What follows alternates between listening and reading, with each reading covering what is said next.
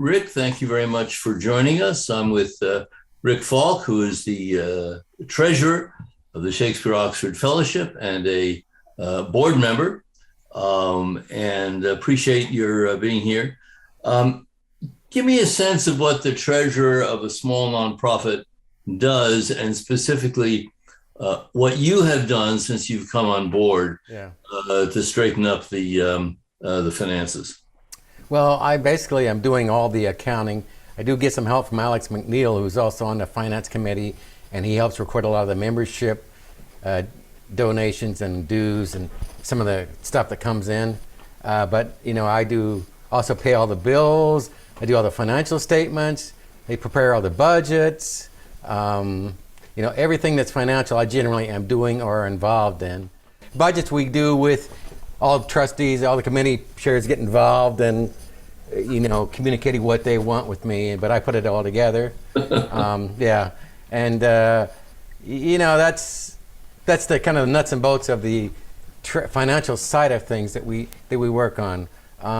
I've been the treasurer since late 2019, so I've actually done, but I did do financial statements in a prior year, but I've done all the financial statements for the last 4 years. I've also we have to file a form with the IRS every year called the 990. I've done that 3 times. I've done a budget for 4 years. So, I've got a lot of knowledge and experience now. In fact, when I first started out, I put a lot of time. I have a financial background. Yeah. All of my background is in accounting and finance in the business world. But I put a lot of time into studying nonprofit accounting when I first started out doing this. So I developed a good knowledge of that. I think that's, I want to keep going the next 3 years. Yeah. Hopefully. Tell me a bit about how nonprofit accounting differs from for-profit accounting, and within nonprofits, whether a membership organization such as we are differs from a nonprofit where there is a paid staff, if there are any differences at all.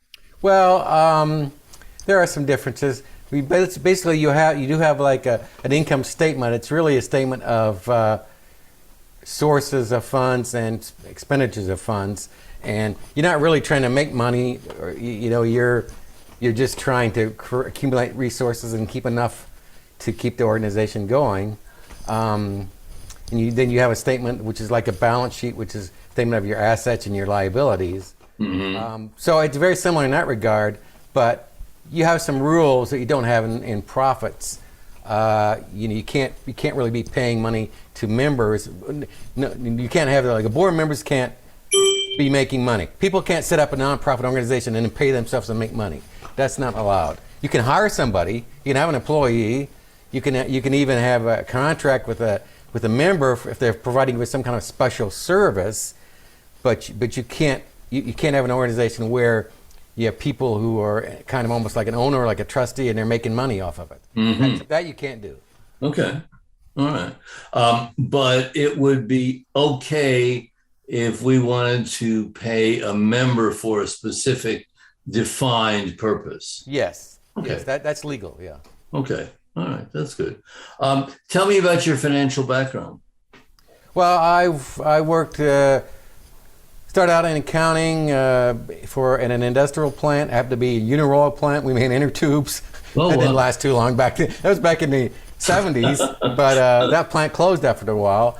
And then I worked for a glass corporation. So again, plastics took that over. And I left that company after, 3 years, I think it was, or 4 years. But after I left it, it was sold about 3 or 4 times, and consolidated plants were closed, and Yeah. So, but then I got into the armored car business. I was a controller there for a while. Wow. I've been a controller most of my career since about then. What's the difference between a controller and a comptroller? I don't think there's really a big difference. It's just terminology. Comptroller is usually more used with the government kind of positions. I see. That's interesting. how did you get involved from that business background? How did you get to be involved with the Oxfordian movement? Well, it's interesting. My wife was a big Shakespeare fan, and we've had season tickets to Shakespeare, the Chicago Shakespeare Theater here in Chicago for many years. And she wanted to learn more about Shakespeare. She started reading. She can't remember. She read somebody's biography, Greenblatt, or I don't know who it was. But she said, "Well, no, this guy doesn't know anything about the guy who wrote this." So she found Ogburn's book, and she started reading that, and that's how we first got involved. And then she found there used to be a Shakespeare Oxford organization here in Chicago with William Farina. I don't know, people should know him. He wrote a book. And we started going to that. After a while, they disbanded. He decided to discontinue getting involved with that, and nobody else kept the organization going. That group going. But that's how we first got involved with Oxfordianism.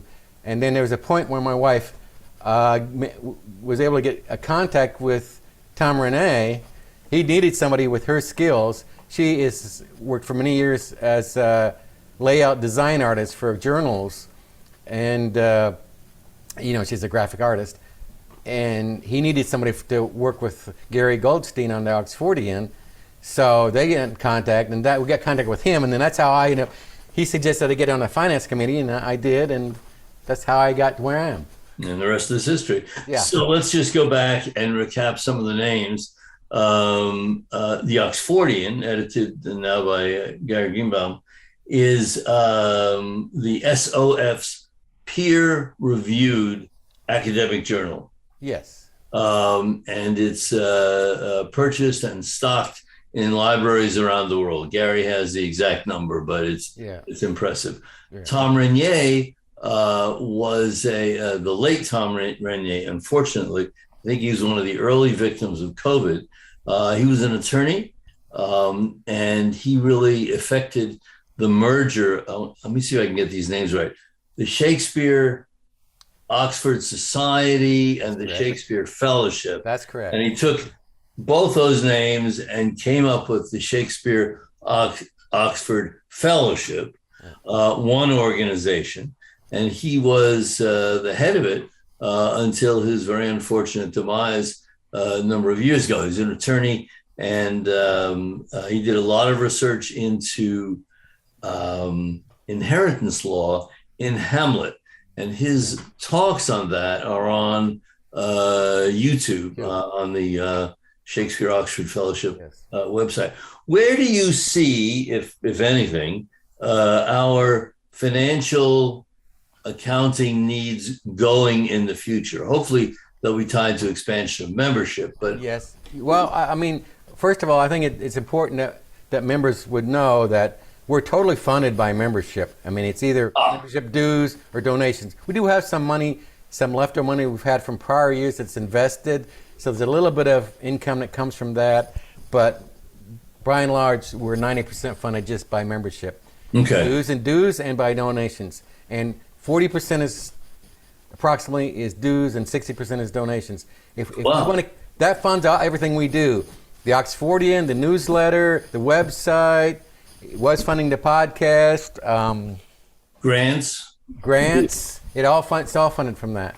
The conference, when we do have a conference, is separately funded because we collect registration fees and those pay for the conference. Yeah. But everything else is paid for between dues and donations.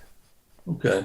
Actually, I think that's a really important thing to know, both for the fact that members of the heart and soul of the organization and its principal means of support, right? But also it suggested that there may be spaces, there may be openings for us to seek non-member contributions from organizations or people who are simply interested in the subject and are financially able to support us above and beyond the membership cost. We do get some donations that come from people that don't join as members. There's some of that, not a huge amount. But as far as foundations and stuff, I think we have one foundation that donates every year, and they have a tie to one of our Oxfordian members. So, sure, yeah. Okay, that's terrific. we are a comparatively small Yes. organization.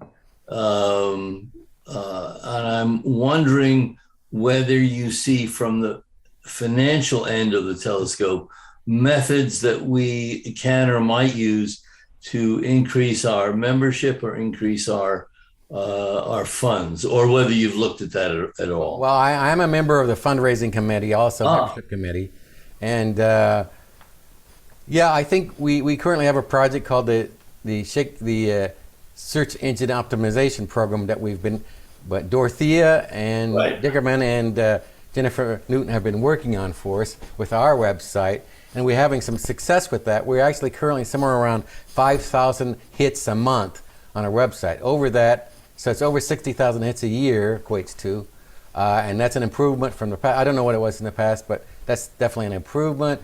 And what the search engine optimization does is it helps us to get put higher up in the list when people search for something. They search for Edward de Vere. Yeah, Wikipedia shows up first, but we show up, second or third.